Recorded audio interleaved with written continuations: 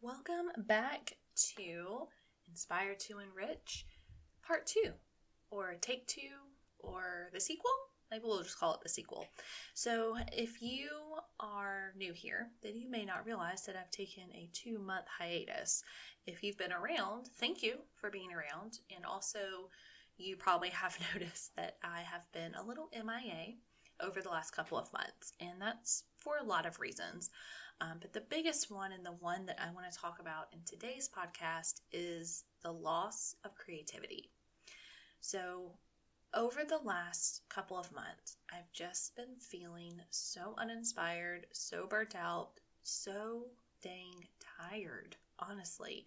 And I think part of that is this season of education. If you're still face-to-face, in the classroom or even online, because I'm an online teacher, but I go into the school building.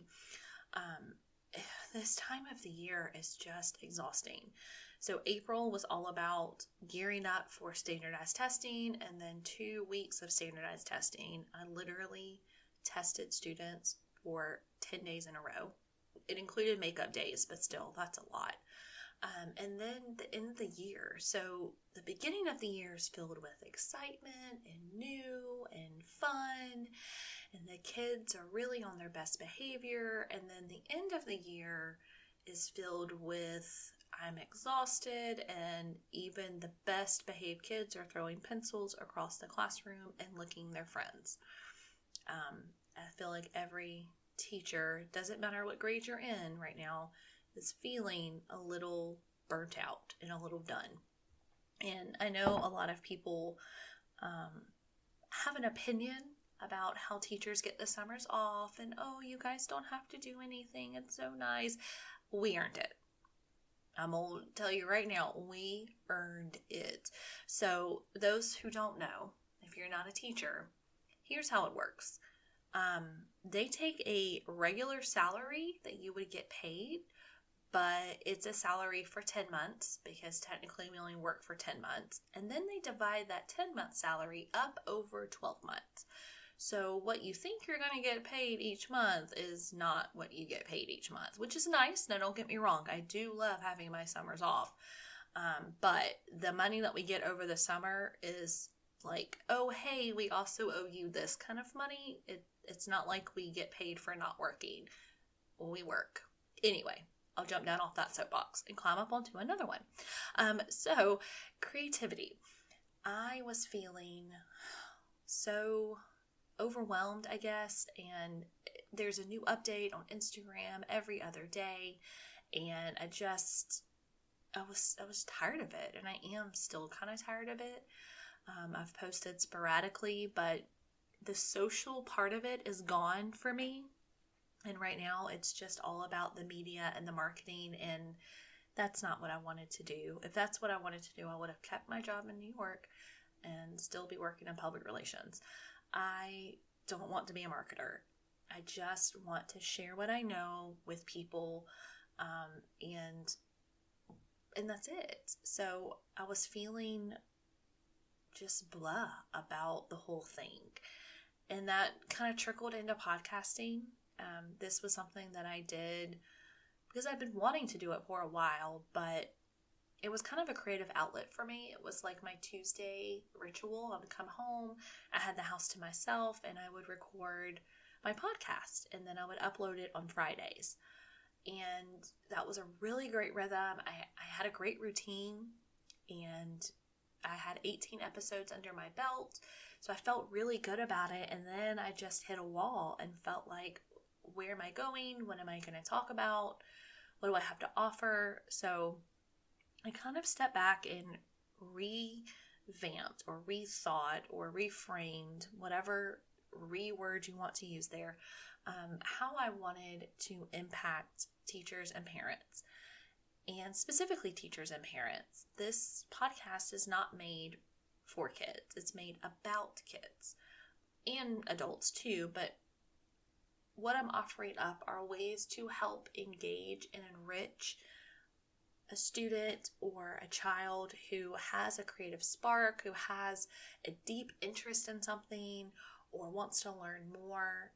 This podcast is all about how to spark that inspiration for them and help them go deeper, help them explore something that they're really interested in. And so I have 3 things that I did to help me get out of my creative funk. Okay. So number 1 is taking a break. Honestly, take a break, step back, remove yourself. If it's for an hour, a day, a week, for me, it was 2 months. And to be quite honest, I'm not 100% sure that I'm like, oh, all gung-ho again. But I'm here and I'm trying it to, transparency here. This is the 3rd time I've recorded this. And not because of perfectionism, I will say. I've recorded this 3 times because the first time the audio was trash. The second time I tried to do the whole new video podcast, which, let's just be honest, it's podcasting platforms offering videos like YouTube. That's another conversation. And my camera died. So here we are, take 3. Hopefully this is much better because regardless of how it turns out, this is what's getting posted. Sorry if it sucks. But take a break, step back, and it's okay to let people know that you're taking a break too. I wish that I had sent out an email or a post. I kind of always roll my eyes when people post things on social media. Oh, I'm going to take a break for the next month. If you need me, you can reach me here. So I'm like, nobody needs you. Like, if the people that really need me in my life need me, they know how to get a hold of me. So from a business perspective, that seems silly.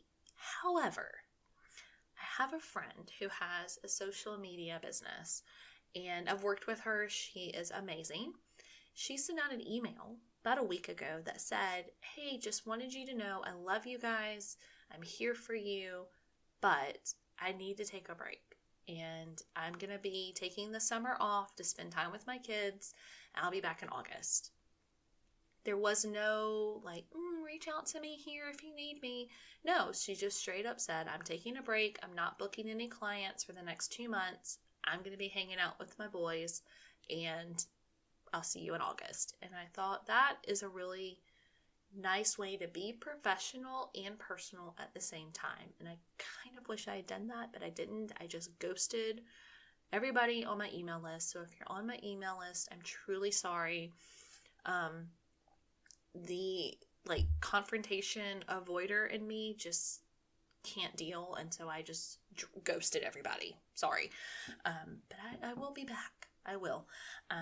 So the second thing, after you take a break, try something new. So like I said, this is the 2nd time I've recorded this because I thought, oh, well, I'll just try the video thing. I have a YouTube channel. I have some videos up there. My sweet, sweet husband was so supportive and bought me this whole vlogging kit thing that came with a camera and a ring light. And I feel so bad because for the first 3 months I was all about it. I was making a ton of videos, and then guess what happened? I got burned out, and that's probably why my camera died, because I haven't used it in a while. But all of that to say, try something new. You never know what's going to work. You don't know what's going to be fun or not. For example, in this episode, I am enjoying a nice red wine. Take a sip. Because this is a podcast made for adults. Hopefully you're 21 or older. I am enjoying a delightful Cabernet Sauvignon. I don't know if I pronounced it correctly, but in my mind it sounds right. And it's nice. I don't typically go with reds because they bother my allergies. I don't know if anybody else has that problem. Maybe it's the oak cask or the wood that it's in, but it bothers my allergies. But I have a subscription box, and they send me 4 wines a month, although I skip a lot of months because that's a lot of wine. The whites and the rosés were so good. So good. The red is very good, but I don't know that I would ever buy it again. So, because it needs to tie in, I'm going to say that creativity is like wine, right? Or any other drink, cocktails, coffees, even water, I guess. But everybody has their own unique taste. your own preference, the thing that makes you happy. Like for me, a lovely crisp rosé on a hot summer day by the pool. Joy. That sparks all the joy. This red is okay. It's nice. It's giving me some joyful vibes, but the rosé is where it's at for me. So every flavor has a different inspiration. Every person has a different thing that sparks an inspiration, and that's how I feel about the wine. So anywho, try something new, like me drinking and not having a script. You could probably tell I did not write a script for this episode. Being the third time I've recorded it, it is a little better. It's more fast paced, but I just felt like all I was doing was reading what I had written, which is fine to start off with. And if you're thinking about starting a podcast, jump on it, do it. It's fun, but also don't forget to be you. Okay. Me, I love wine. I love coffee. I cannot have coffee at the point of the day that I'm recording this one. This is 5:30 in the evening, and if I had coffee right now, I would seriously be up until 3 a.m. I would be physically tired, but my mind would not stop. And I can't live like that. So I don't have coffee after about 1 o'clock. But wine is always a good option. Sometimes I like a nice cocktail, something with a little vodka. Tito's is my go-to, if you're curious. But, try something new. Branch out. Be yourself. The third thing that I would suggest if you're feeling stuck with your creativity is to do a challenge. Now, I do goal set, but I've realized over my 35 years on this planet that I can't do long-term goals. I just can't do it. A year goal, 5-year goal, I'm not about that life. My drive and my want to changes too much, which is good and bad. Even a 6-month goal is a little iffy for me.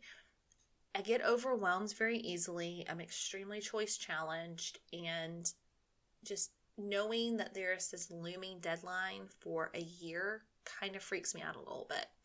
I definitely am somebody who likes small little goals. And so something I did several years ago, back when I was going to be like the next big blogger, I had a blog and I wrote these little monthly, I called it the growth project, and I would do little monthly challenges.